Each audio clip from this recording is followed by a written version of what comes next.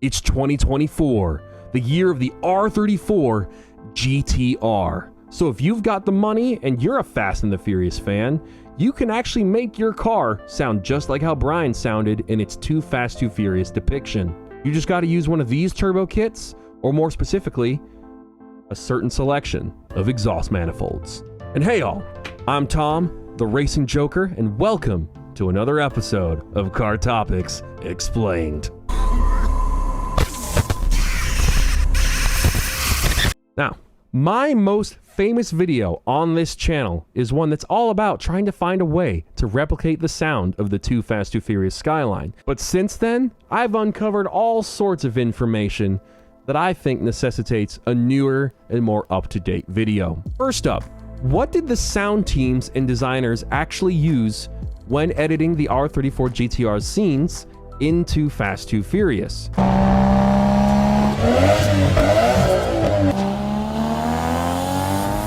Well, in reality, if you listen to the original sounds on Sound Dogs,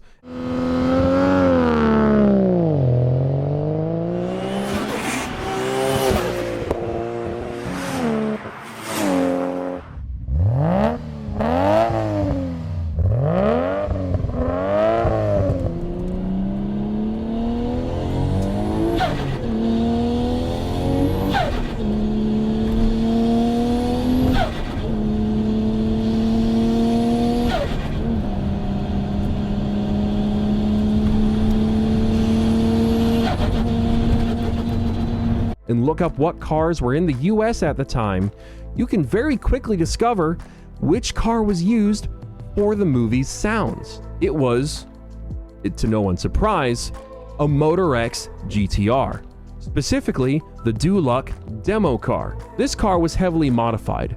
Most notably, it was equipped with the official HKS T04Z Turbo Kit, which has long since been discontinued. But if you can get your hands on one, this is the turbo kit that was used for Brian's R34 GTR in Too Fast, Too Furious, at least for the sound.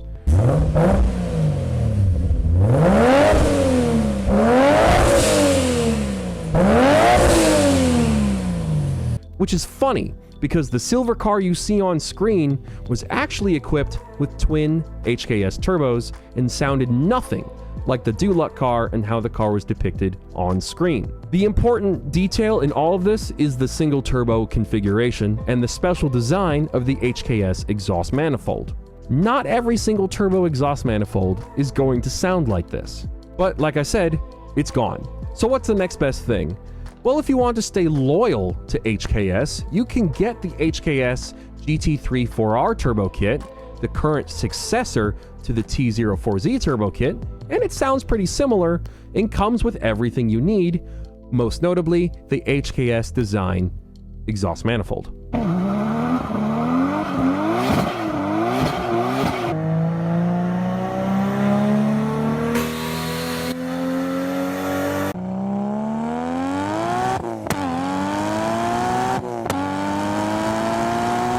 But now there's a new challenger on the block, a new contender, and that's HPS Fabwork and their single turbo kits, using designs that are, I'm assuming, copied or inspired by the original T04Z kit.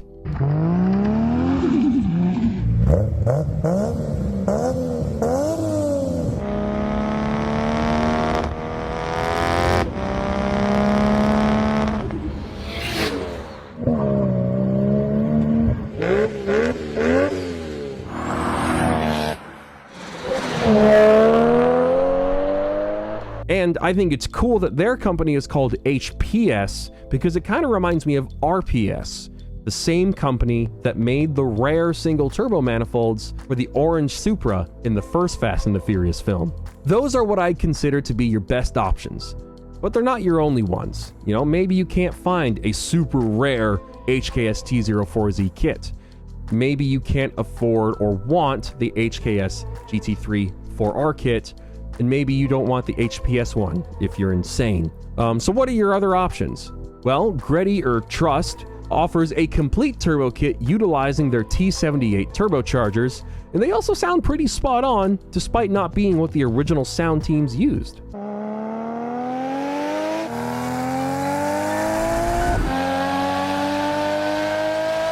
It's a little bit more old school, but still sounds really cool and is still available today last time I checked. And let's say, maybe you're wanting to put together your own configuration. You could also use something like a 6-boost manifold. These can be used on RB25s, RB26s, and so obviously then they can also be used on RB30s. Anything that goes with an RB26 head, most of these can be used on them.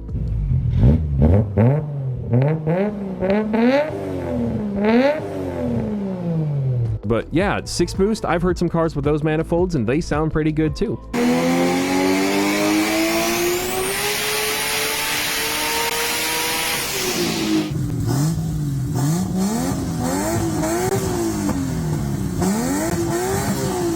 But all of this can be really expensive, and if you're not willing to settle for an R33 GTR or an R32 GTR, you need to ask yourself, is buying an R34 GTR worth it? Well, in this video, I try to use factual, tangible information that goes beyond emotion and nostalgia to try and determine if the R34 GTR really is worth over $100,000, $140,000. Check it out.